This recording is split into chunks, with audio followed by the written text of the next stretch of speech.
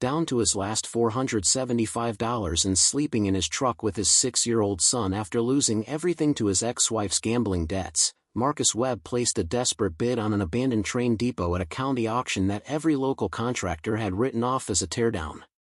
What he discovered behind a false wall in the old stationmaster's office would not only change his life forever, but would uncover a century-old secret that powerful people had spent decades trying to erase, one that would bring federal investigators and private security operatives to his doorstep before the week was out.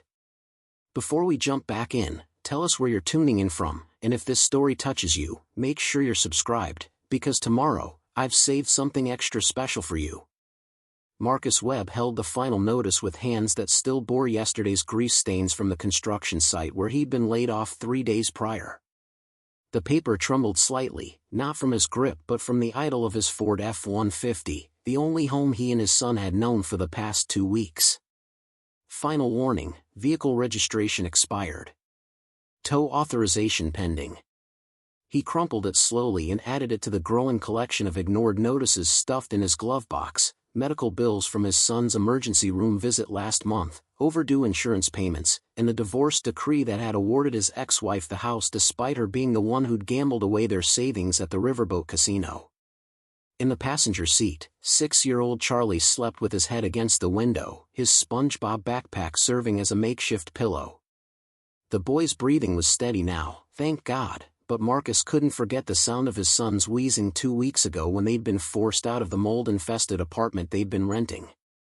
The landlord had given them 72 hours notice for late payment, and Marcus had chosen buying Charlie's inhaler over making rent. At 31, Marcus had never imagined this version of his life.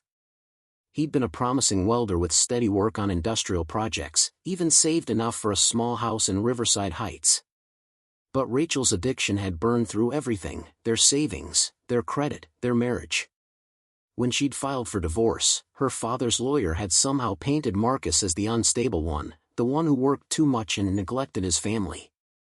The judge had believed it. Rachel got the house to provide stability for the child, even though she'd lost 3 jobs in 2 years. Marcus got supervised visitation and a mountain of debt he'd never accumulated. The supervised visits had lasted 4 months before Rachel disappeared entirely, dropping Charlie at Marcus's construction site with a duffel bag and a note that said she needed to find herself in Nevada. That was 8 months ago. No calls. No child support. No explanation to their son about why mommy wasn't coming back. Daddy? Charlie's voice was small and rough from sleep. Are we going to Grandpa's house today? Marcus's jaw tightened. His father had made it clear that helping his failure of a son wasn't in the budget, not when Marcus had made his own bed by marrying Rachel in the first place. Not today, buddy. We're going on an adventure. Another adventure? Charlie tried to sound enthusiastic, but Marcus heard the weariness underneath. They'd had too many adventures lately, sleeping in the truck at rest stops, washing up in gas station bathrooms, eating dollar menu meals that Marcus knew weren't enough for a growing boy. Marcus started the engine and pulled out of the Walmart parking lot where they'd spent the night. His phone showed $493 in his checking account, money from scrapping some copper wire he'd salvaged from a demolition job. It was supposed to last them 2 more weeks until his new job started at the manufacturing plant in Millbrook, 40 miles south. But the plant had called yesterday to say they'd filled the position internally. He drove aimlessly through the morning streets of Asherton, a town that had seen better days. Boarded-up storefronts lined Main Street, casualties of the recession that had hit rural communities hardest. The old textile mill that had once employed half the town sat empty and tagged with graffiti. This place was dying, and Marcus was dying with it.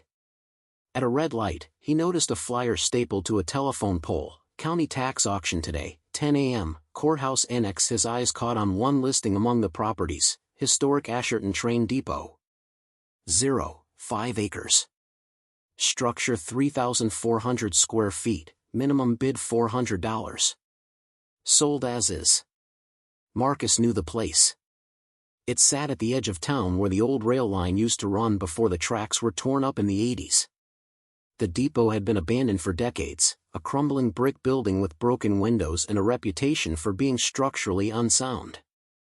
The town council had tried to get grants to restore it as a historical site, but the money never materialized. $400. He had that. Barely. The thought was insane. What would he do with a condemned train depot? He had no renovation experience beyond basic maintenance, no capital to invest in repairs, no business plan. But the alternative, continuing to live in his truck with Charlie, bouncing between parking lots and hoping the boy's asthma didn't flare up again, was no longer sustainable. At least a building had walls. A roof. Space where Charlie could sleep without cramming himself against a truck door. Even if it was falling apart, it was more than they had now. Marcus checked the time, 9:47 a.m.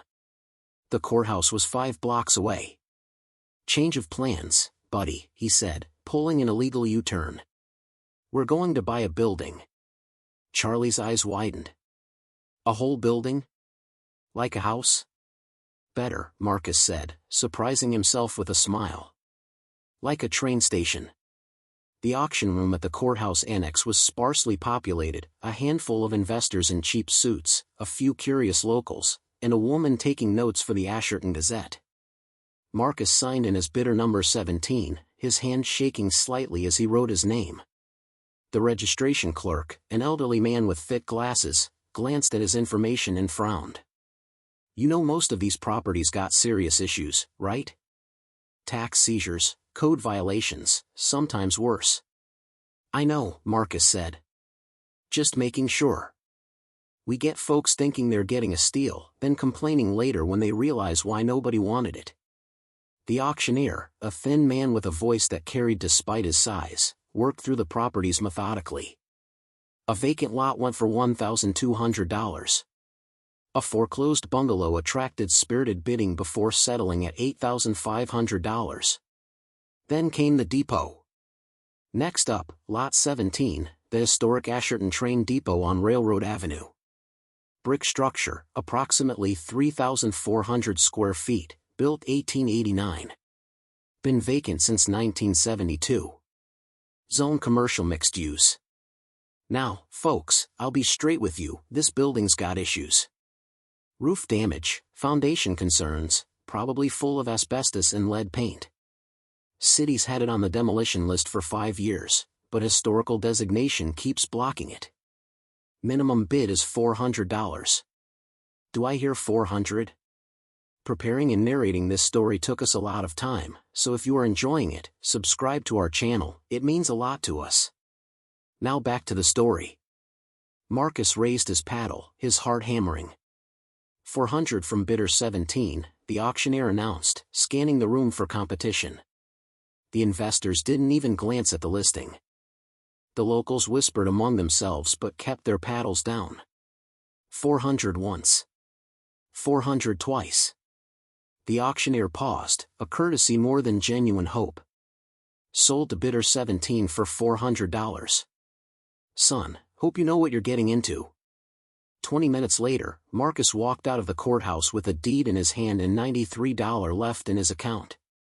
Charlie gripped his other hand, bouncing with excitement despite having no real understanding of what they'd just acquired. Can we see it now? Charlie asked. Our train station? Yeah, buddy. Let's go see it. Railroad Avenue dead-ended at the old depot, which sat on a weedy lot surrounded by chain-link fence. The building was larger than Marcus remembered, a 2-story brick structure with a peaked roof that was missing about a third of its shingles.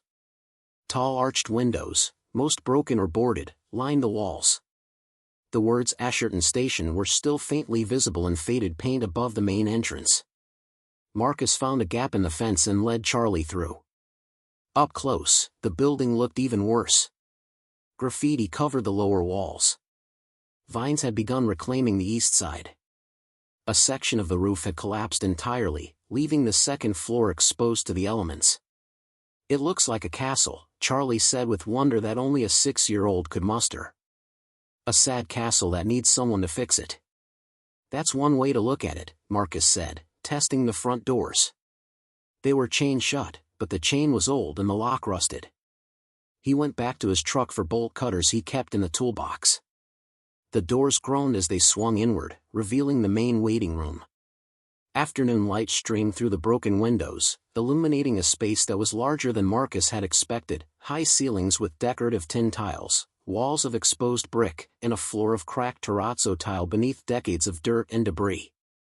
The old ticket counter still stood against one wall, its wooden surface warped and water-damaged. Graffiti tagged every available surface, and the smell of mildew and pigeon droppings was overwhelming.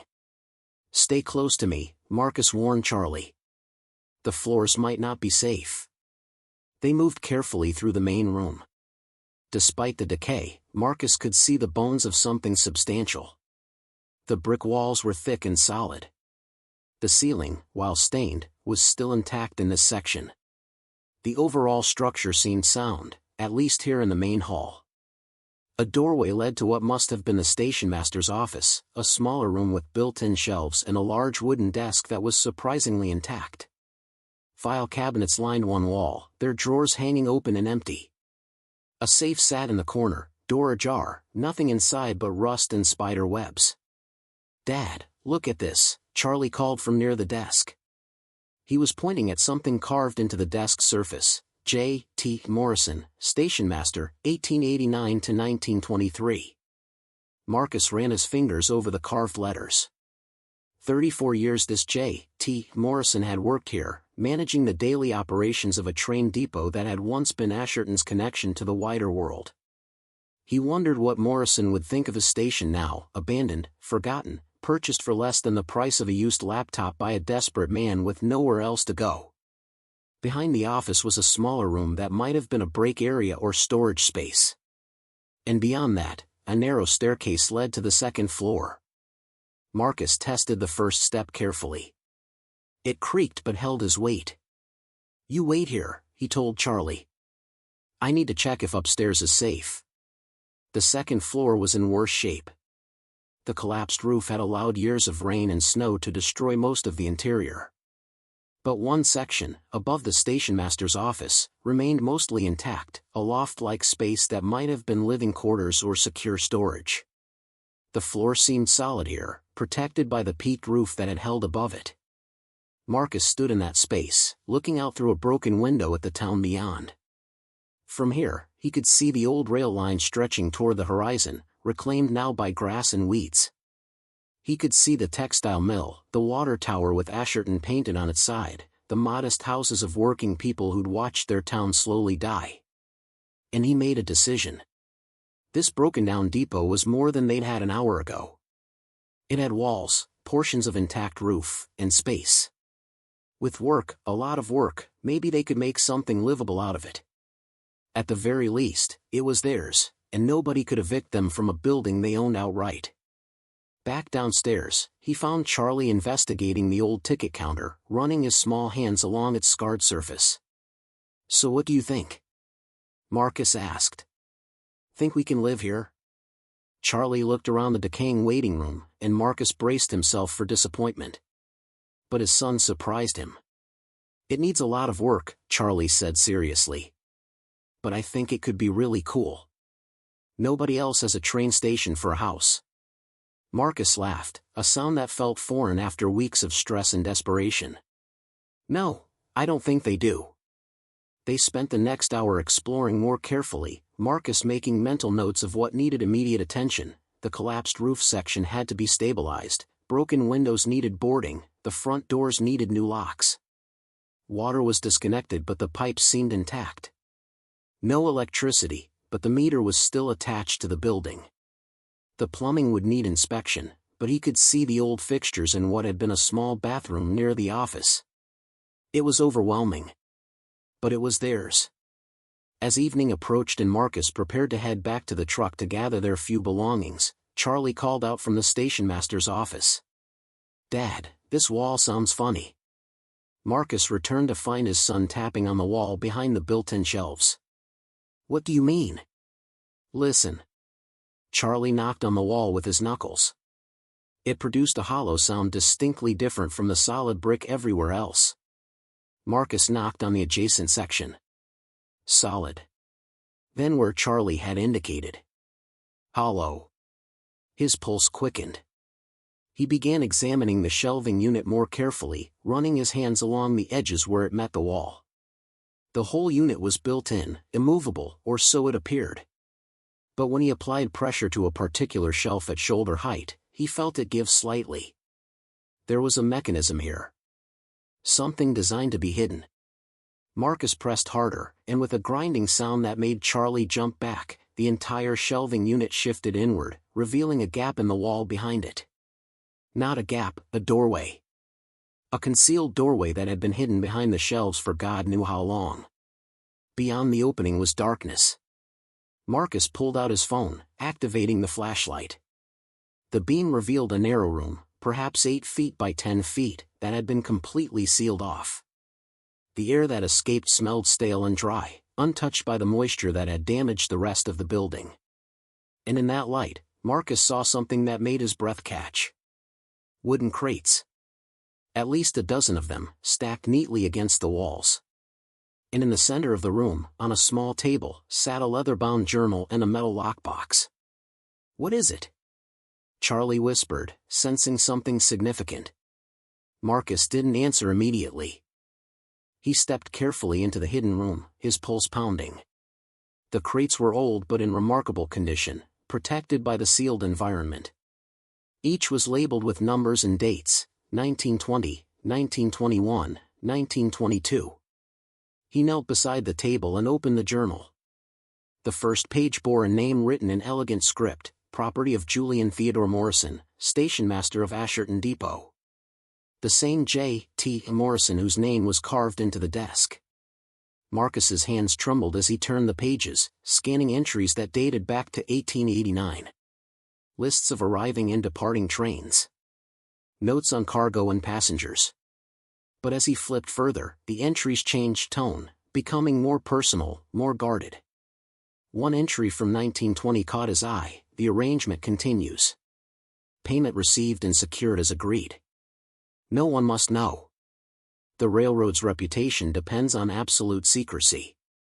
Another, from 1922, the amount grows beyond what any stationmaster could explain through salary alone. I've hidden what I dare not deposit.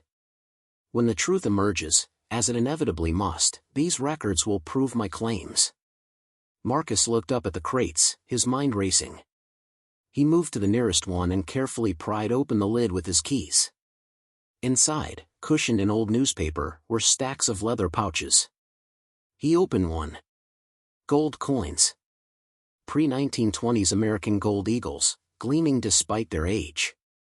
Dozens of them in just this one pouch. And there were at least 20 pouches in this crate alone. "Dad?" Charlie's voice was uncertain. "What did you find?" Marcus turned to his son, still kneeling beside a fortune that had been hidden for a century, and for the first time in months, he couldn't find words. Because he hadn't just bought an abandoned train depot for $475. He'd bought someone's buried secret. And something told him that secret was worth far more than gold. Marcus spent that first night in the depot's office with Charlie sleeping on a makeshift bed of blankets while he sat at Morrison's old desk, reading by flashlight. The journal revealed a story that grew darker with each page. Julian Morrison hadn't been just a stationmaster. He'd been a bookkeeper for something far more sinister. The entries from 1920 onward detailed payments Morrison received for his silence about cargo that moved through Asherton Station after midnight, cargo that wasn't listed on any official manifest. Names appeared throughout the journal, names Marcus recognized even a century later. Thornhill. Asherton's founding family, the ones who'd built the textile mill and owned half the county. Blackwood. The railroad magnate whose company had laid these very tracks.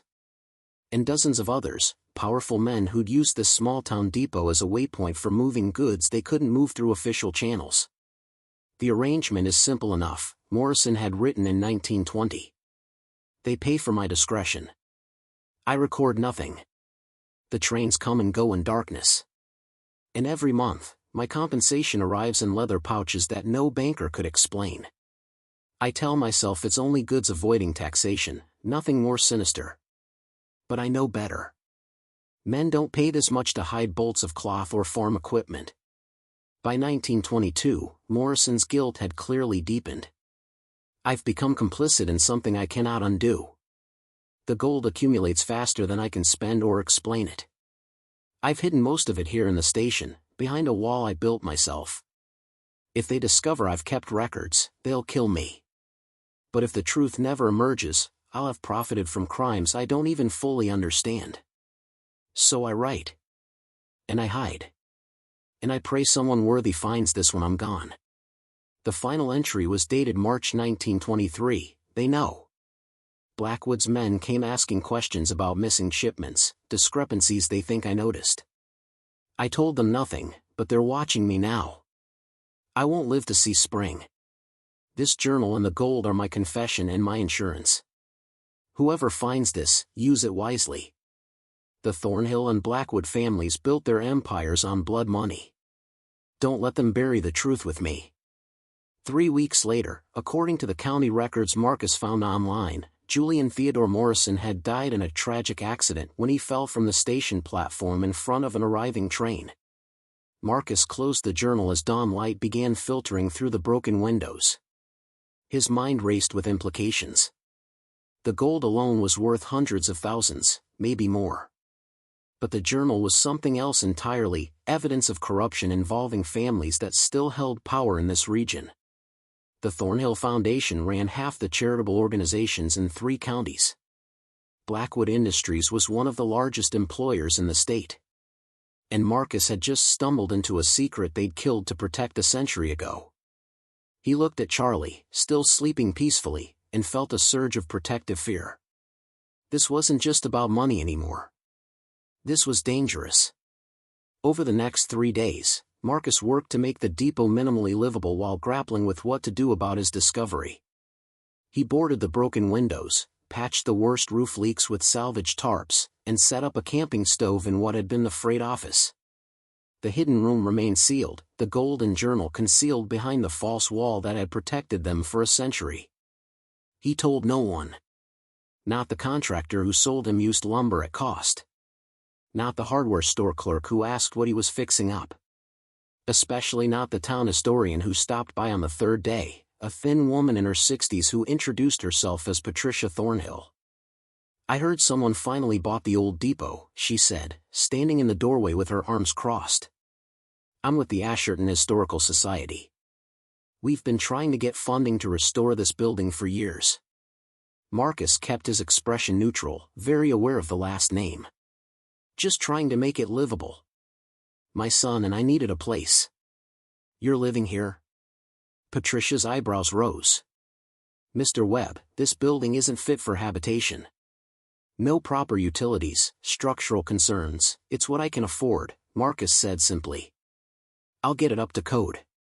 Patricia studied him with sharp eyes that reminded Marcus uncomfortably of Morrison's descriptions in the journal. The Thornhills were watching. Well, if you find anything of historical interest during your renovations, I hope you'll contact us. This depot has significant historical value. Documents, artifacts, anything like that should be properly preserved. I'll keep that in mind, Marcus said, and didn't relax until she'd left. That night, after Charlie fell asleep, Marcus returned to the hidden room. He'd been avoiding it, afraid of what moving forward would mean. But standing in that narrow space surrounded by a century-old fortune, he accepted the truth. This gold represented more than money. It represented everything he'd lost: security, stability, the ability to provide for his son without sleeping in parking lots and rationing meals. He couldn't just walk away from it. But he couldn't spend it openly either, not without questions he couldn't answer. Marcus needed help. Someone he could trust who understood both the value and the danger of what he'd found. He thought of exactly one person who fit that description, though asking him was the last thing Marcus wanted to do. The next morning, he drove Charlie to the public library where they had free Wi-Fi and children's programs, then made a call he'd been putting off for 8 months. His father answered on the 4th ring. Marcus. Dad. I need to talk to you. Silence. Then, if you're looking for money, I'm not. I need advice. Legal advice. Thomas Webb had been a paralegal for 40 years before retiring, working for a firm that specialized in estate law and property disputes. He'd also been the one to tell Marcus he was on his own after Rachel cleaned them out.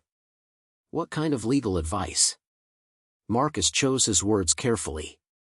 If someone found something valuable on property they legally own, but the thing they found might have historical significance or could cause problems for certain families, what are their obligations? Another pause. That's oddly specific. What did you find? Can we meet? I'd rather explain in person. They agreed to meet that evening at a diner in Riverside Heights, neutral ground halfway between the depot and his father's house. Marcus spent the afternoon trying to focus on renovations but found himself constantly checking the hidden room, reassuring himself the gold was still there, untouched by time and circumstance. The diner was nearly empty when Marcus arrived. His father sat in a corner booth, looking older than Marcus remembered. 72 now, with gray hair and hands that trembled slightly as he stirred his coffee. "You look terrible," Thomas said by way of greeting. "Been a rough few months." Marcus slid into the opposite seat. "Where's Charlie?" "Friend from his new school. First sleepover he's had in almost a year." Thomas's expression softened slightly. "How is he?" "Better now. We have a place." Marcus hesitated, then decided to lay it out plainly. "I bought the old train depot on Railroad Avenue. Tax auction, got it for $475. His father's eyebrows rose. "That condemned building?" "Marcus, that's not, I found something there. Hidden room, sealed off since the 1920s. Marcus kept his voice low. "There's gold. A lot of gold. And a journal that details illegal activity involving some very prominent families." Thomas went very still. "Which families?" "Thornhill. Blackwood. Others." "Jesus." His father set down his coffee cup carefully. "Tell me everything." Marcus explained the discovery, the journal entries, Morrison's apparent murder. He watched his father's face shift from skepticism to concern to something that looked like fear. "Do you understand what you're telling me?" Thomas asked quietly. "The Thornhills aren't just some old family. James Thornhill is a federal judge. His sister runs the largest bank in the region. The Blackwoods own Blackwood Industries, 15,000 employees across 4 states. These aren't people you want as enemies. I didn't ask for this. I was just trying to find somewhere for my son to sleep that wasn't my truck." Thomas rubbed his face. "Legally, anything found on your property belongs to you, with some exceptions. Archaeological artifacts, Native American remains, things like that require reporting. But pre-1933 gold coins? Those are yours. The journal, though, that's trickier. If it contains evidence of crimes, there could be an argument for turning it over to authorities. Crimes from 100 years ago. Everyone involved is dead. But their families aren't. And their fortunes are built on whatever those crimes were." Thomas leaned forward. "Marcus, listen to me carefully. That gold could change your life. But that journal could end it. These families have resources, connections, lawyers who'd bury you in litigation for decades. Not to mention what they might do if they felt truly threatened. Morrison died suspiciously right after writing that they knew he had information." "Exactly." His father's hands weren't trembling anymore. They were steady, deadly serious. "You have 3 options. 1. Turn everything over to authorities and hope for some finder's fee or reward. 2. Keep the gold quietly and destroy the journal. 3. Try to leverage the journal for additional money and likely get destroyed in the process." Marcus had expected this pragmatic assessment. His father had always been about calculating risks and benefits, not sentiment or principle. "There's a 4th option. Do the right thing. Use the journal to expose what happened. Give Morrison the justice he never got." Thomas made a bitter sound. "Justice? Marcus, you're broke. You're living in a condemned building with your 6-year-old son. Your ex-wife is God knows where, and you're one missed payment away from losing that truck you've been living in.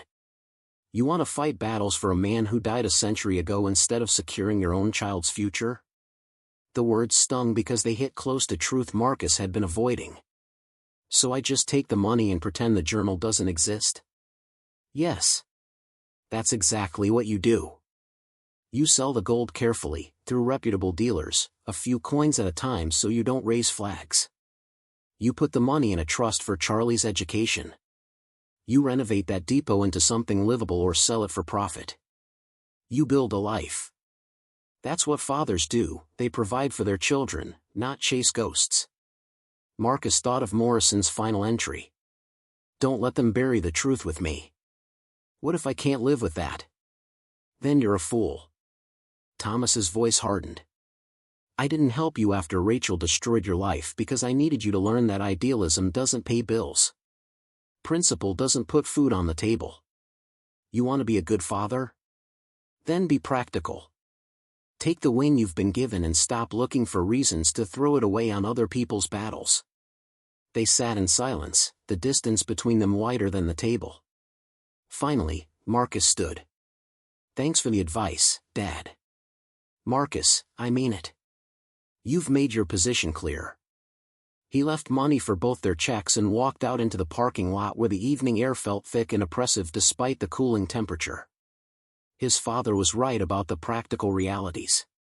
But Marcus kept thinking about Charlie asking if they could live in the sad castle that needs someone to fix it.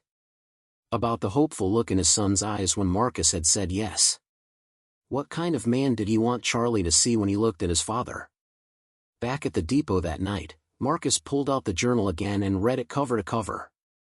By midnight, he'd made his decision. Not the practical one. Not the safe one. But the one he could live with. He would expose the truth about Morrison and what happened at Asherton Station in the 1920s. Not for revenge or money. For the simple reason that some secrets deserve to die in darkness, and others deserved light. But first, he needed leverage. The kind that would protect him and Charlie when the powerful families came after them. And he knew exactly where to start. The Asherton Gazette was housed in a narrow building on Main Street that looked as outdated as the newspaper itself. Marcus walked in 3 days later with a folder containing photocopies of select journal pages, enough to prove the story's legitimacy without revealing his full hand. The editor, a woman in her 50s named Catherine Mills, listened to his pitch with increasing interest. You understand what you're asking me to publish? These families will come after us with everything they have. I'm giving you the story of the century, Marcus said. The founding families of this entire region built their wealth on illegal activity. A man died to keep it secret. That's news. It's a lawsuit waiting to happen. We're a small paper, Mr. Webb. We don't have resources to fight that kind of legal battle. Marcus had anticipated this. What if I told you I have documentation that proves Blackwood Industries was moving stolen goods through this depot? Goods they claimed were destroyed in a fire at their Chicago facility but actually sold on the black market? Their insurance fraud is still creating ripple effects today in how they structure their current policies. Catherine's expression shifted. You have proof of ongoing corporate fraud? The journal details the scheme. A forensic accountant could trace it forward to present-day implications. That makes it current news, not just historical interest. She studied the photocopies again, and Marcus saw the journalist in her warring with the pragmatist. The pragmatist was losing. I need to see the original journal, she said finally. And I need to verify the provenance of these claims independently. If, and this is a substantial if, everything checks out, we might have something. But you need protection first. Legal representation, documentation of your ownership of the property and anything found on it. I can't afford a lawyer. I know someone who might take this pro bono. Former investigative journalist, went to law school after getting burned by a source, now specializes in whistleblower cases. Catherine pulled out her phone. Let me make a call. 2 days later, Marcus sat across from Daniel Reeves in an office that smelled like old books and coffee. Reeves was younger than expected, maybe 40, with the intense focus of someone who'd learned not to trust easy answers. "Catherine says you've stumbled into something that could hurt some very powerful people," Reeves said. "Before we go further, I need to know, are you prepared for what that means? Not just lawsuits. Intimidation. Threats. They'll investigate every aspect of your life looking for leverage. Your ex-wife, your custody arrangement, your financial history, it all becomes ammunition." Marcus thought of Charlie, who'd started smiling again now that they had a place to call home. "I'm already at the bottom. They can't take much more from me. You'd be surprised what people can lose when they threaten the wrong interests." But Reeves was pulling out a legal pad. "Show me what you have." Marcus laid out everything. The journal, the gold, Morrison's death, the family connections. Reeves took notes, asked pointed questions, and occasionally swore under his breath. "This is explosive," he said finally. "But it's also dangerous in ways you might not realize. These families didn't just build businesses, they built political networks, judicial connections, media relationships. Going public means going to war." "I know. Do you?" "Because I've seen people underestimate what powerful families will do to protect their legacies. You're not just challenging their money. You're challenging their identities, their sense of who they are in this community." Marcus met his eyes. "A man died because he tried to tell the truth. I can't just ignore that." Reeves studied him for a long moment. "All right.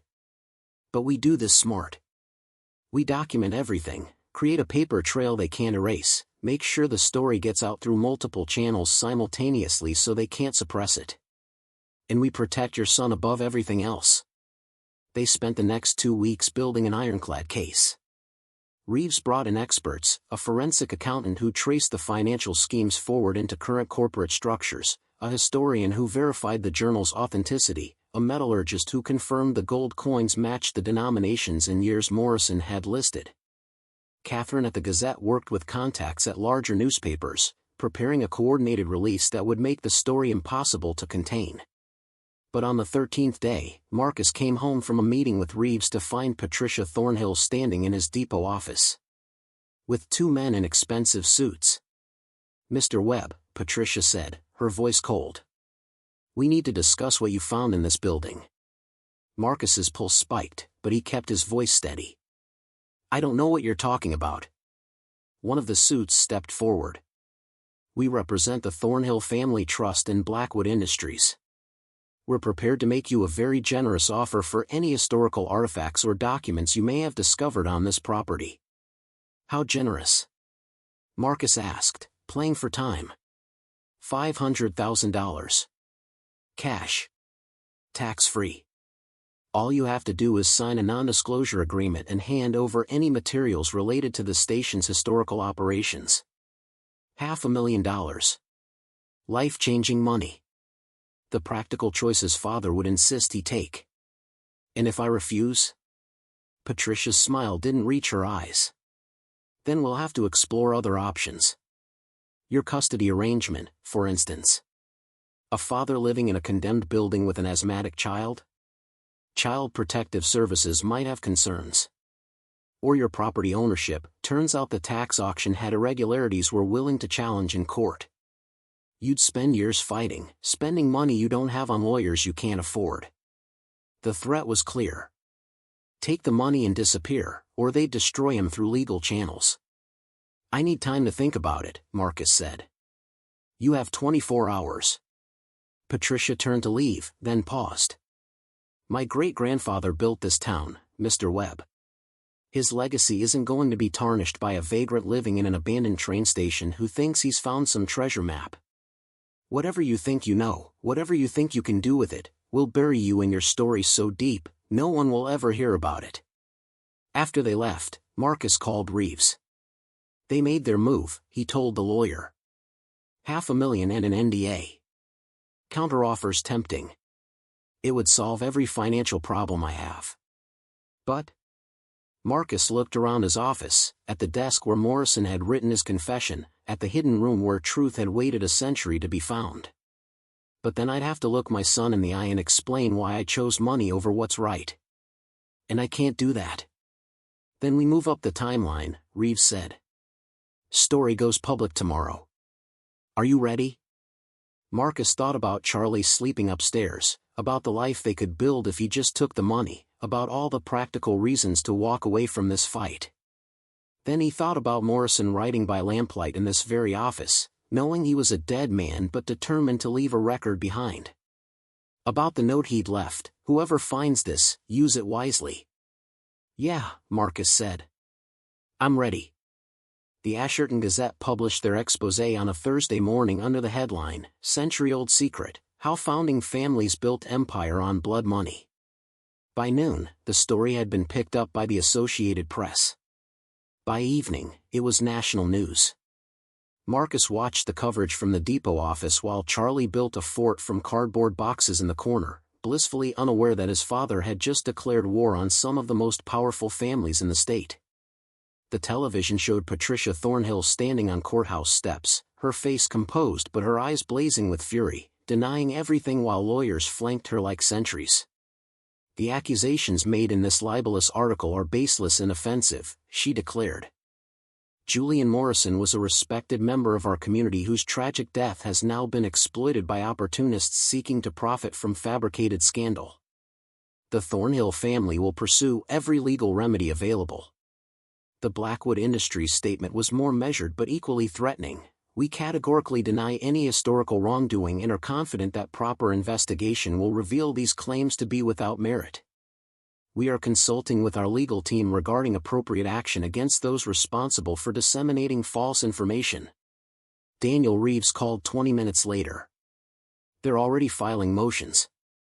Defamation, invasion of privacy, breach of historical preservation laws, they're throwing everything at the wall to see what sticks. Catherine's paper is getting flooded with cease and desist letters. Can they win? Marcus asked, watching Charlie carefully stack boxes. Not on the merits. We have documentation, expert verification, Morrison's journal. But they don't need to win. They just need to drown us in legal costs until we can't afford to fight anymore. Reeves paused. There's something else. I got a call from someone unexpected. James Thornhill, the federal judge. He wants to meet with you privately. Is that even legal? Technically, yes.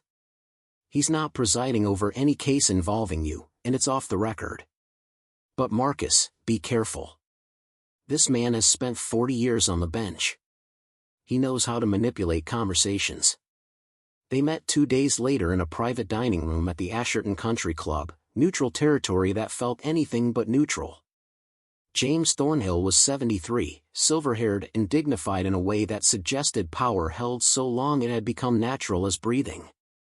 Mr. Webb, he said, gesturing to a chair across from him. Thank you for coming. Your family didn't give me much choice, Marcus replied, remaining standing. Meet or face legal destruction. Please, sit. I'm not here to threaten you. Thornhill's voice was measured, almost kind. I'm here to offer you the truth you seem to value so highly. Marcus sat slowly, wary. Julian Morrison's journal is accurate, Thornhill said simply. My grandfather, William Thornhill, was part of a smuggling operation that moved stolen goods through this region during Prohibition. So was Jonathan Blackwood. They weren't heroes.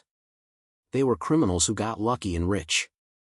The admission stunned Marcus. Then why fight this? Why not just acknowledge it?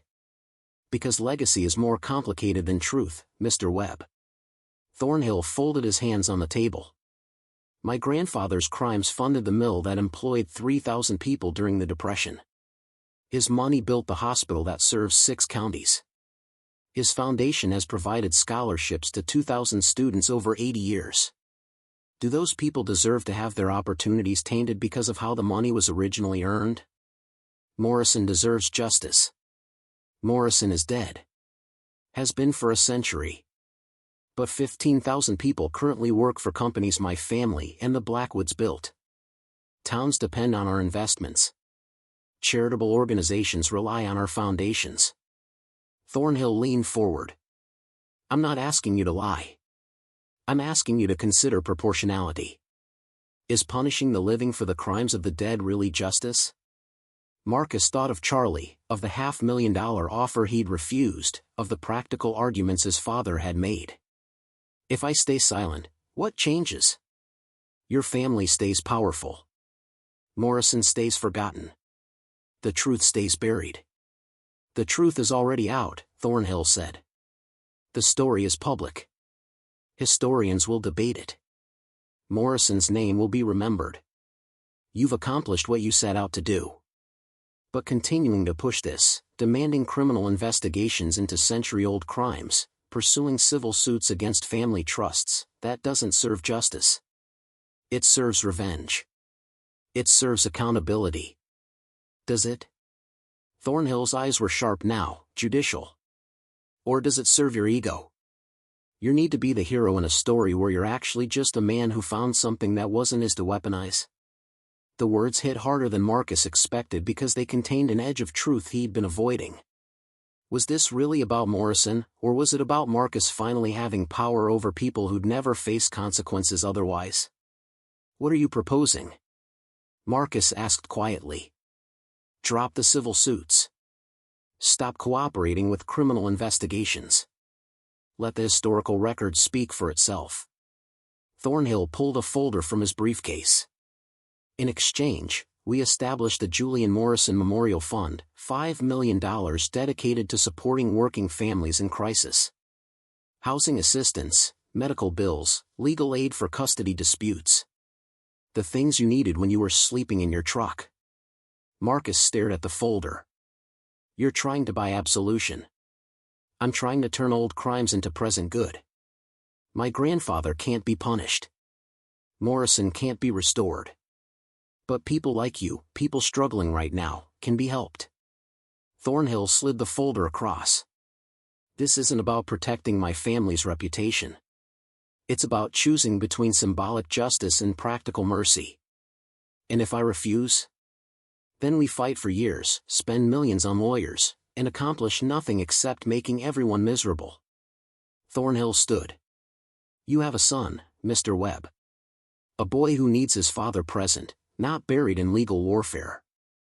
Think about what serves him best. Marcus took the folder but didn't open it. I need time. Take what you need. But Mr. Webb, Thornhill paused at the door. Morrison wrote that he wanted someone worthy to find his confession. I've read the whole journal, the parts you didn't publish. He wasn't interested in revenge. He wanted the truth known so it couldn't happen again. You've done that. Don't confuse justice with punishment. After Thornhill left, Marcus sat alone in that dining room for 20 minutes, staring at the folder. Everything in it made logical sense. The memorial fund would help real people with real problems. Continuing legal battles would consume years and help no one except lawyers. His father would call this wisdom. Reeves would call it pragmatism. Even Morrison might agree that living people mattered more than dead grudges. But something in Marcus resisted the neat resolution. Maybe it was pride. Maybe it was the principle that accountability shouldn't have an expiration date. Or maybe it was simpler, he didn't want powerful people to decide when justice was satisfied. He called Reeves from the parking lot. Thornhill made an offer. $5 million for a memorial fund in Morrison's name if we drop everything. That's a significant offer, Reeves said carefully. Life-changing money for people who need it. But it's also a calculation. They're buying silence for less than what this fight would cost them. And they're framing it so you look selfish if you refuse. What do you think I should do? I think, Reeves said slowly, that you're asking the wrong question. This isn't about what I think or what Thornhill thinks or even what Morrison would think. It's about what you can live with.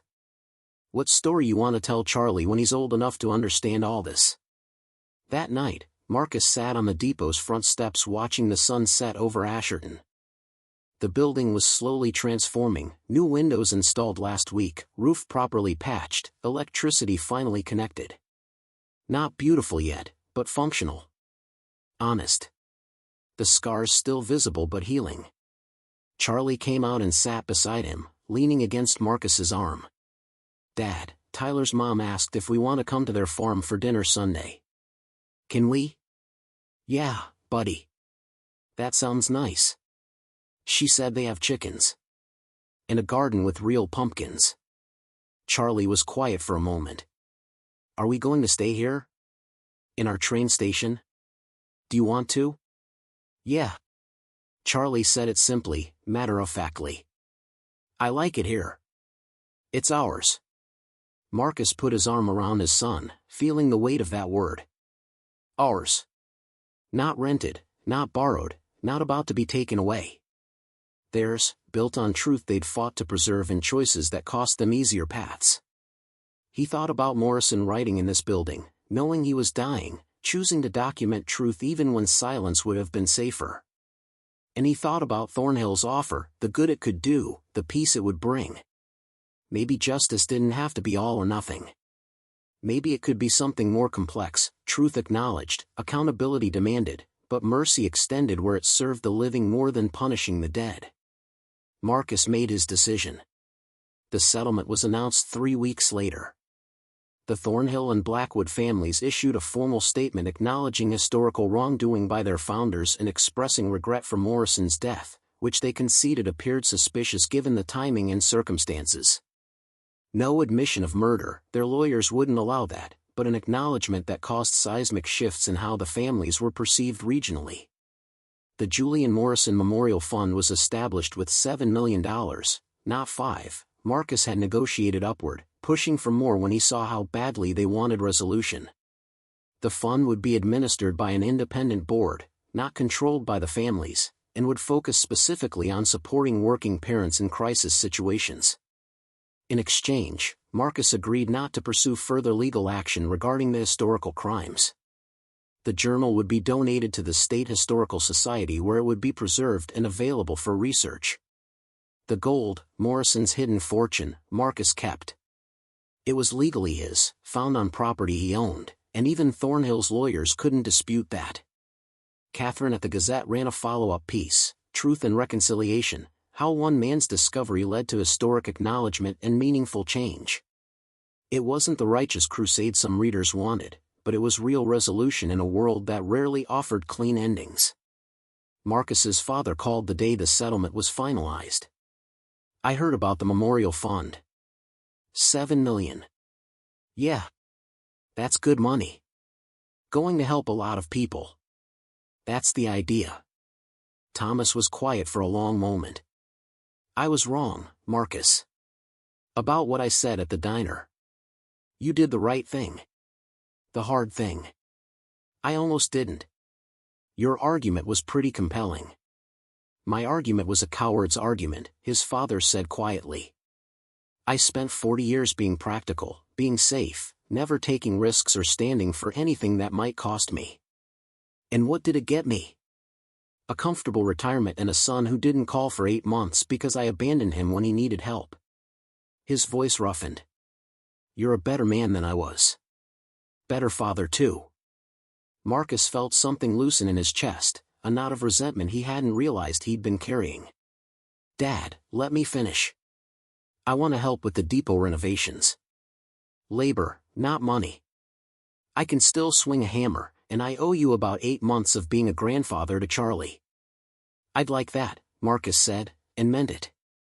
Over the following months, the depot transformed from condemned ruin to livable space to something approaching beautiful. Marcus sold the gold carefully, through reputable dealers as his father had suggested, converting Morrison's hidden fortune into legitimate funds.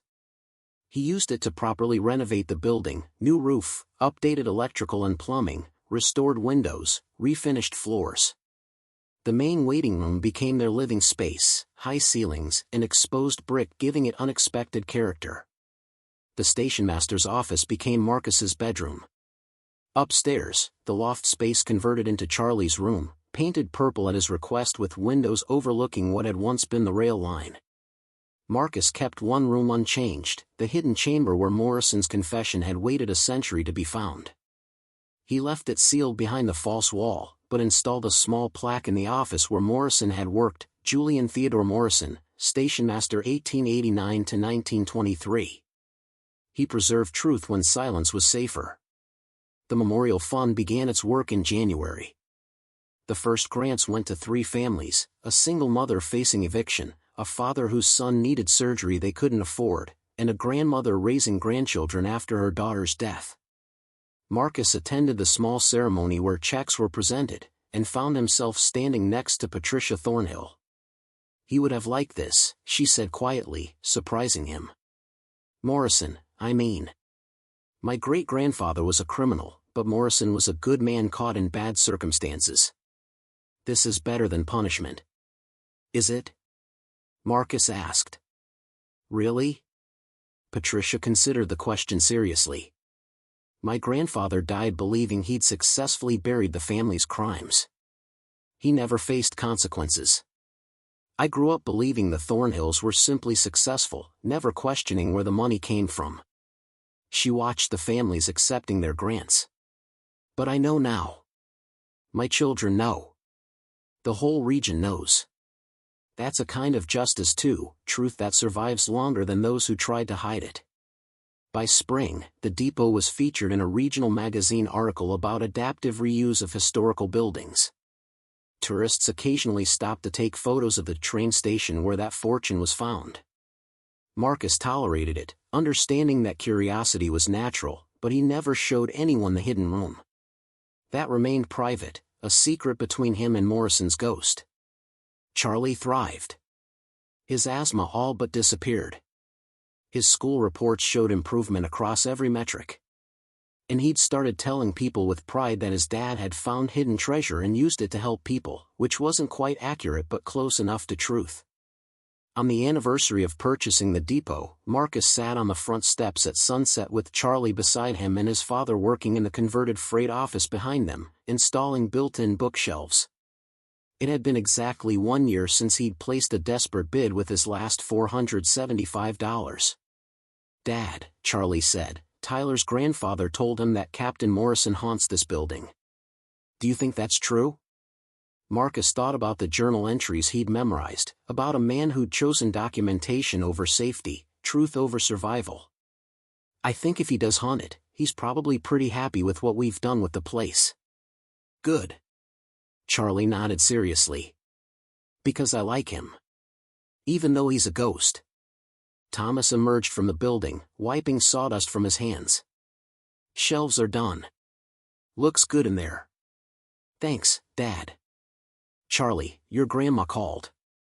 She's making that pot roast you like for Sunday dinner. You ready to come help her in the garden Saturday? Can I bring Tyler? He wants to meet Grandma. Of course. Thomas ruffled his grandson's hair. Go wash up. Getting dark.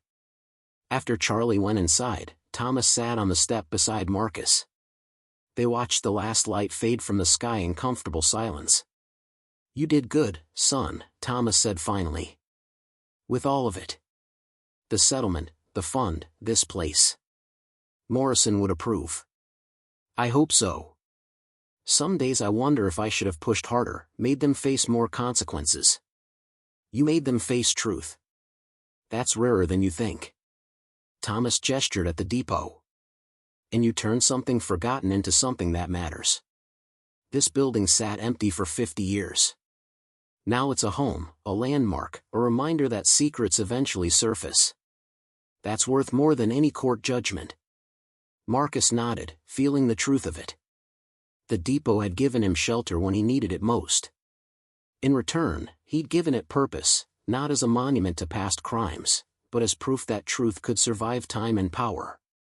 As full darkness settled, lights came on inside the building, warm yellow glowing through windows that just a year ago had been broken or boarded. Charlie's silhouette appeared in the upstairs window, probably arranging his collection of rocks and train memorabilia on the new shelves his grandfather had built. Marcus thought about Morrison's final journal entry, whoever finds this, use it wisely. He'd tried. Not perfectly, not without doubt or compromise, but with honest effort to honor both truth and mercy. To choose justice without cruelty, accountability without revenge. The depot had been Morrison's confession booth and hiding place, his final stand against forces that wanted him silent. Now it was something else, a home built on acknowledged history, a bridge between forgotten past and hopeful future. The land around it remained unchanged, the old rail lines still visible in the grass, but the building itself had transformed from abandoned ruin to living monument. That transformation felt symbolic of something larger. Marcus had arrived here desperate and defeated, sleeping in his truck with his asthmatic son, bidding his last dollars on a condemned building because he had no other options. He'd found a fortune and a secret, and he'd chosen the harder path, not keeping silent, not taking easy money, but pushing for truth even when it made enemies of powerful people. And somehow, impossibly, it had worked. Not because justice always prevails or truth always wins, but because one man a century ago had documented what he witnessed, and another man had chosen to honor that documentation rather than bury it again. "Come on," Thomas said, standing and offering Marcus a hand up. "Your son's probably getting hungry, and I promised I'd teach him how to make grilled cheese the proper way." Marcus took his father's hand and stood, looking up at the depot, his home, his impossible victory. The building stood solid against the darkening sky, windows glowing, foundation firm, history acknowledged. Inside, Charlie's laughter echoed through rooms that had been silent for 50 years. And in that moment, Marcus understood what Morrison had really wanted when he'd written his confession and hidden his gold. Not revenge. Not punishment. But simply this: life continuing, truth surviving, hope rebuilding in spaces where corruption had tried to take root. The land around Asherton still held secrets, probably always would. But this one piece of it, this depot that had witnessed crimes and sheltered truth, had finally found its purpose. Not as shrine to past wrongs, but as foundation for future right. And that, Marcus thought as he climbed the steps toward his son's laughter and his father's patient instruction, was justice enough. 2 years after Marcus Webb placed a desperate bid on an abandoned train depot, the building no longer looked forgotten. The brick facade had been cleaned and repointed, the windows replaced with historically accurate replicas, and the peaked roof stood solid against the sky with new shingles that would last another century. The words Asherton Station had been repainted above the entrance in period-correct lettering, and a bronze plaque beside the door read, "Restored 2024. Home of the Julian Morrison Memorial Fund." Marcus stood in what had once been the main waiting room, now a comfortable living space with exposed brick walls and the original terrazzo floor polished to a soft gleam. Bookshelves lined one wall, filled with volumes on local history, railway operations, and environmental engineering texts from his consulting work. The old ticket counter had been restored and now served as a kitchen island, its scarred wood surface telling stories of 100 years of use. Through the tall windows, he watched Charlie, now 8 years old and thriving, playing catch with Thomas in the yard where rails had once run. His father visited twice a week now, making up for lost time with a dedication that still surprised Marcus. The old man's hands weren't as steady as they'd been, but he could still teach his grandson how to throw a curved ball, how to measure twice and cut once, how to admit when you're wrong and make it right. The depot had become something Marcus never imagined when he'd placed that desperate $475 bid. Not just a home, but a landmark. Tour groups occasionally stopped by, part of the Historical Society's Dark History walking tour that Patricia Thornhill had reluctantly approved. They learned about Morrison, about the secret room behind the false wall, about how one man's confession had survived a century to finally surface. Marcus never showed them the actual hidden room. That remained sealed, a private space where he occasionally sat alone with Morrison's journal, reading entries he'd memorized but still found meaningful. It felt right to keep something sacred, untouched by public curiosity. The Memorial Fund had distributed over $2 million in its first 2 years. 43 families had received assistance, rent payments that prevented evictions, medical bills that would have bankrupted them, legal fees for custody battles against better-funded opponents. Every grant ceremony, Marcus attended, watching people receive help he'd once desperately needed and couldn't find. At the most recent ceremony, a young mother named Amanda had approached him afterward, her 3-year-old daughter sleeping against her shoulder. "I was 2 weeks from losing my apartment," she'd said quietly. Working 2 jobs, couldn't afford childcare, falling further behind every month. Your fund paid 6 months of rent and connected me with job training. I start as a dental assistant next month. Better pay, normal hours, benefits. She'd paused, tears in her eyes. You saved us. I don't know how to thank you. Marcus had simply hugged her, remembering nights in his truck with Charlie, rationing meals, wondering if they'd ever find stability. Pass it forward someday, he'd said. That's thanks enough. The story of the depot and Morrison's confession had faded from national news but remained part of regional identity. The Thornhill and Blackwood families had endured reputation damage but survived it. James Thornhill had retired from the federal bench, replaced by someone with no family connections to defend. Patricia Thornhill had stepped down from the Historical Society, though she'd sent Marcus a Christmas card last year with a handwritten note, "Thank you for doing this with grace. My grandchildren ask better questions now because of you." The families hadn't been destroyed. They'd been humbled. Their money still funded hospitals and scholarships, but now with acknowledged complexity, fortunes built on crime, used for good, remembered truthfully. It wasn't perfect justice. But it was honest reckoning. Marcus had used Morrison's gold to not only renovate the depot but to establish his own consulting business focused on environmental remediation of industrial sites. The work was steady, meaningful, and allowed him to be present for Charlie in ways his own father hadn't been for him. He'd even hired 2 employees last month, a young engineer fresh out of college and a formerly incarcerated man the Memorial Fund had helped with job training. Daniel Reeves still called occasionally, checking in, sharing updates on other cases. You set a precedent, he'd told Marcus recently. 3 families in other states have come forward with evidence of historical crimes their ancestors committed. They're choosing truth and restitution over continued cover-up. You started something. Catherine Mills at the Gazette had won a regional journalism award for her coverage.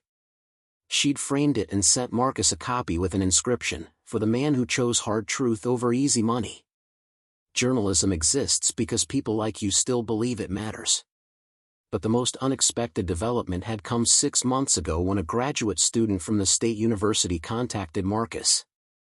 Her name was Jennifer Morrison, and she was Julian Theodore Morrison's great-great-granddaughter. I grew up hearing whispers about my ancestor, she'd explain when they met at the depot.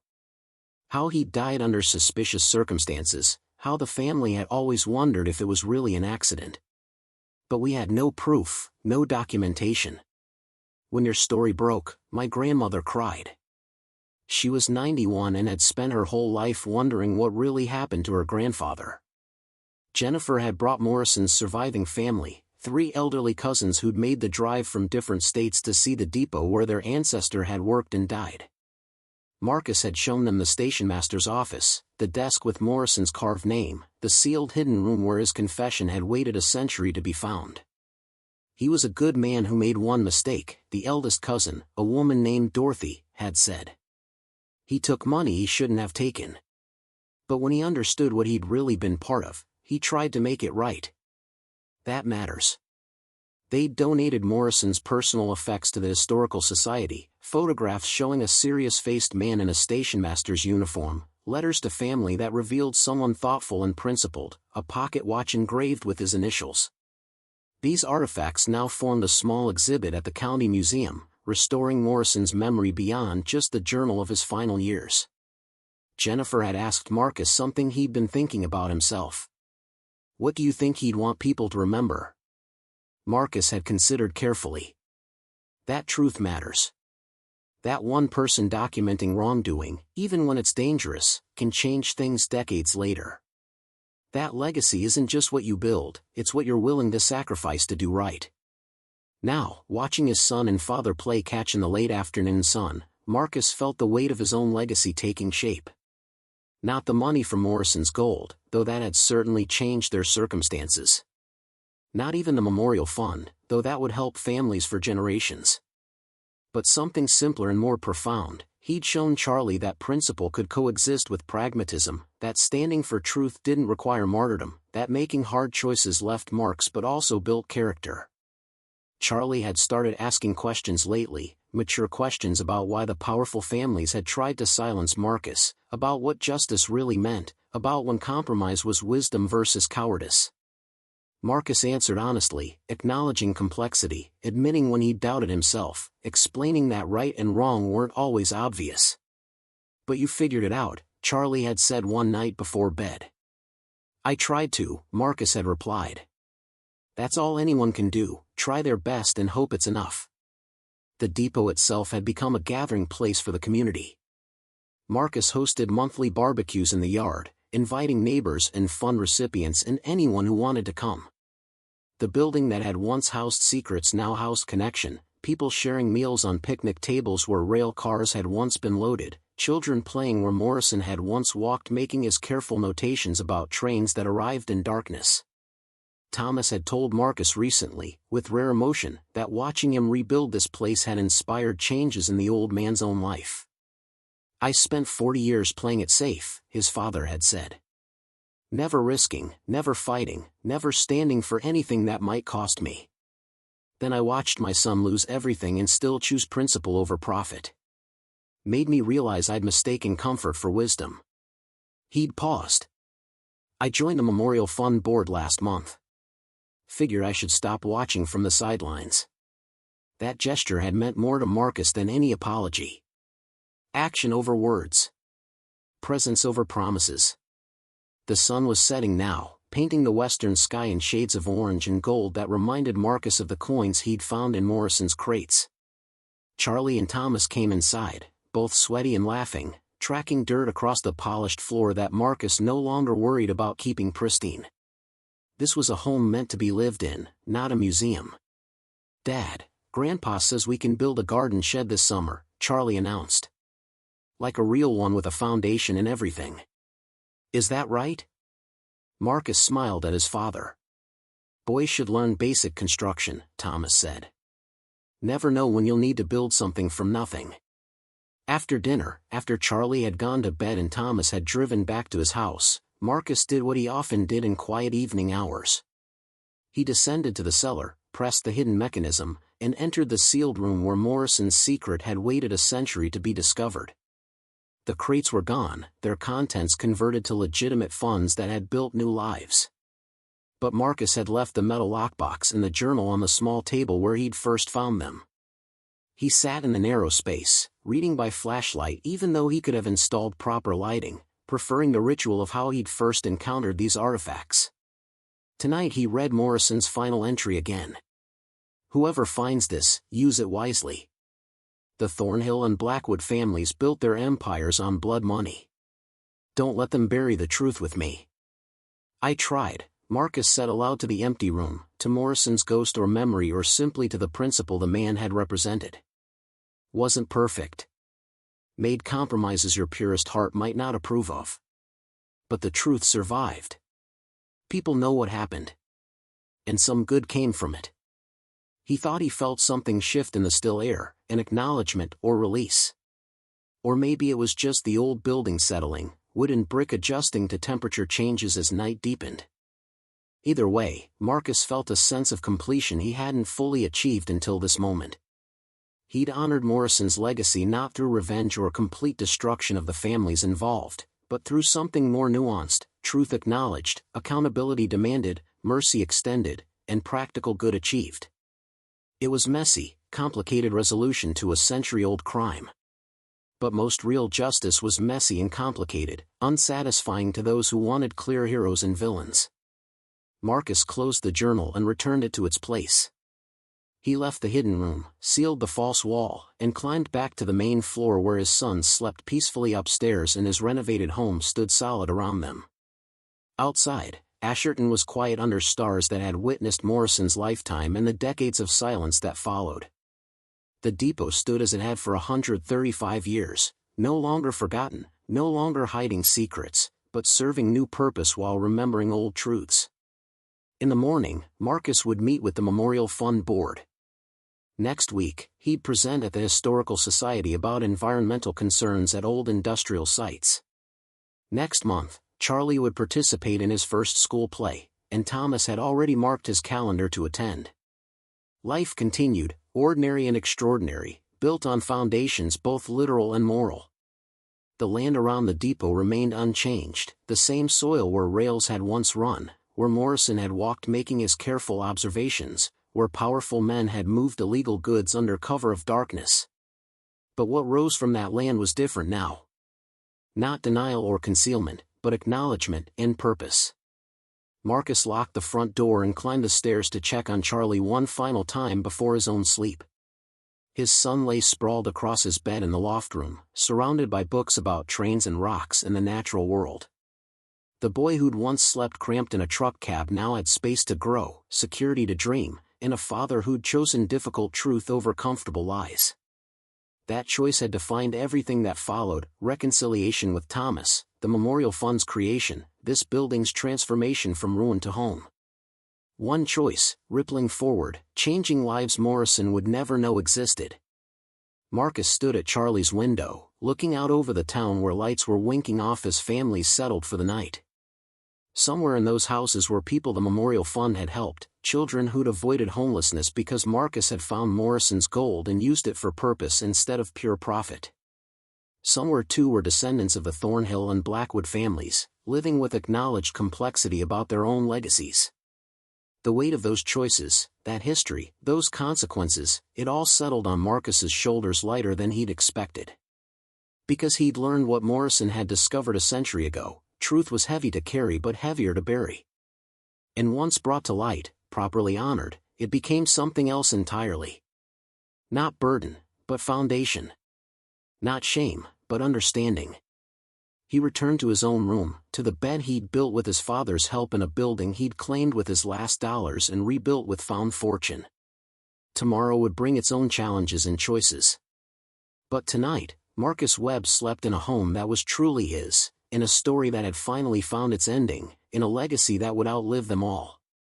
The depot stood silent under stars, no longer hiding anything, no longer forgotten, simply present: scarred brick and restored windows, polished floors and sealed secrets, a monument to the truth that time reveals and the courage required to honor it. Up next, you've got two more standout stories right on your screen. If this one hit the mark, you won't want to pass these up. Just click and check them out. And don't forget to subscribe and turn on the notification bell so you don't miss any upload from us.